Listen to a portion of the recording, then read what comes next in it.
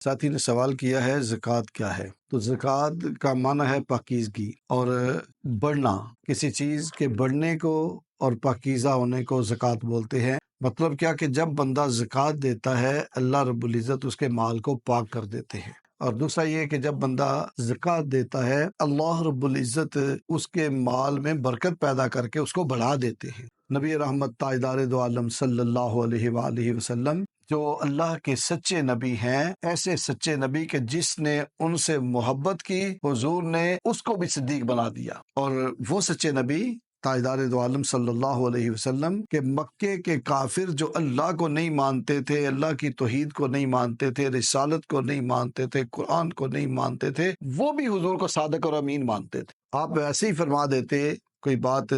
تو ہم اس کو بھی دل و جان سے مانتے اور یقین کرتے اس پر، لیکن حضور نے قسم کھا کے فرمایا کہ صدقہ دینے سے مال کم نہیں ہوتا۔ اللہ کی راہ میں صدقہ دینا، زکوٰۃ دینا، یہ بڑھوتری کی نشانی ہے، مال کے بڑھنے کی علامت ہے۔ زکوٰۃ لفظ جو ہے اس کا معنی ہی یہ ہے پاکیزگی اور بڑھنا، یعنی مال اس سے پاک ہو جاتا ہے زکوٰۃ دینے والے کا، اور مال بڑھ بھی جاتا ہے۔ نبی پاک صلی اللہ علیہ وسلم ایک دن تشریف فرما تھے، آپ نے فرمایا کہ جانتے ہو مفلس کسے کہتے ہیں؟ صحابہ عرض کرنے لگے یا رسول اللہ صلی اللہ علیہ وسلم، جس کے پاس مال اور دولت کم ہو ہم مفلس اسے کہتے ہیں۔ تو حضور صلی اللہ علیہ وآلہ وسلم نے ارشاد فرمایا نہیں، مفلس وہ نہیں جس کے پاس مال و دولت کم ہو، مفلس وہ ہے جو اپنا مال اور دولت اللہ کی راہ میں خرچ نہ کرے۔ حضور نے فرمایا کہ مفلس وہ ہے جو اپنی زندگی میں اپنا مال اور دولت جو ہے اللہ کی راہ میں جس نے خرچ نہ کیا ہو۔ پھر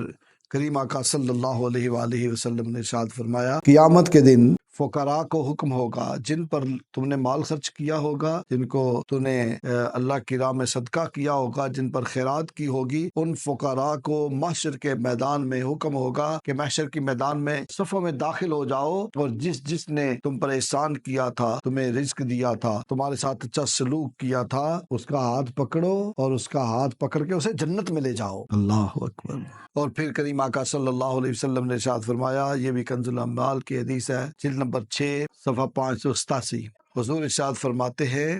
جب کوئی بندہ صدقہ دیتا ہے تو اللہ رب العزت اس صدقے کو اپنے دستے راست میں لیتے ہیں، اور پھر اس کو اتنا بڑھاتے ہیں، اس طرح پالتے ہیں کہ جس طرح تم بچڑا پالتے ہو، یہاں تک کہ بہت پہاڑ کے برابر ہو جاتا ہے۔ ایک حدیث پاک معارج النبوہ میں یہ حدیث پاک لکھی ہے، جب حضور معراج پر گئے تو حضور فرماتے ہیں میں نے ایک قوم کو دیکھا جن کو بھوکا اور پیاسا رکھ کے فرشتے مار رہے تھے، جیسے جانوروں کو ہانک کے لے کے جاتے ہیں مارتے ہوئے، ایسے لے کے جا رہے تھے۔ معارج النبوہ کی دوسری جلد میں لکھا ہے کہ